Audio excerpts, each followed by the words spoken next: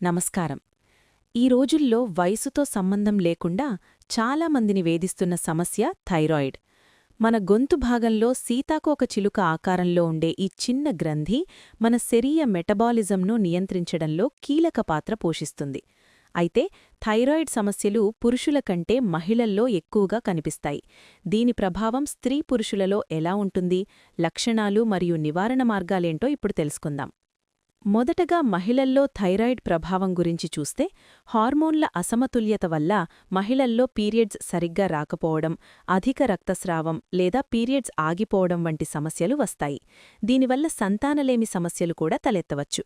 అంతేకాకుండా గర్భధారణ సమయంలో థైరాయిడ్ ఉంటే అది తల్లికి మరియు పుట్టబోయే బిడ్డకు ఇద్దరికీ ప్రమాదకరమే. ఇక పురుషుల విషయానికొస్తే థైరాయిడ్ సమస్య వల్ల పురుషులలో కండరాల బలహీనత, జుట్టు రాలడం మరియు అంగస్తంభన లోపాలు రావచ్చు. చాలామంది పురుషులు దీనిని కేవలం పని ఒత్తిడి అనుకుంటారు, కానీ ఇది థైరాయిడ్ వల్ల కూడా కావచ్చు. పురుషులలో దీని ప్రభావం వల్ల శీఘ్రస్ఖలనం లేదా లైంగిక కోరికలు తగ్గడం వంటి సమస్యలు కూడా కనిపిస్తాయి. సాధారణంగా థైరాయిడ్ రెండు రకాలు. ఒకటి హైపోథైరాయిడిజం. ఇందులో బరువు విపరీతంగా పెరగడం, నీరసం, చలిని తట్టుకోలేకపోవడం, మలబద్ధకం మరియు డిప్రెషన్ వంటి లక్షణాలు ఉంటాయి. రెండవది హైపర్థైరాయిడిజం. ఇందులో బరువు తగ్గడం, గుండె వేగంగా కొట్టుకోవడం, విపరీతమైన చెమటలు మరియు ఆందోళన వంటి లక్షణాలు కనిపిస్తాయి. మరి దీనికి నివారణ మార్గాలేమిటి? థైరాయిడ్ సమస్య ఉన్నవారు అయోడిన్ తగినంతగా ఉండే ఆహారం తీసుకోవాలి. చేపలు, గుడ్లు మరియు డైరీ ఉత్పత్తులు మంచివి.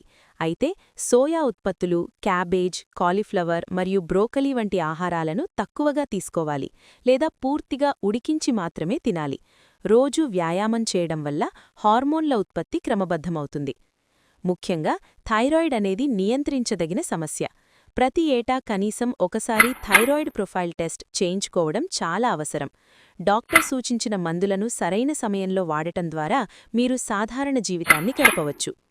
ఈ సమాచారం మీకు నచ్చితే వీడియోను లైక్ చేయండి మరియు షేర్ చేయండి.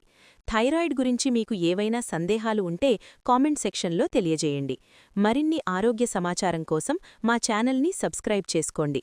ధన్యవాదాలు.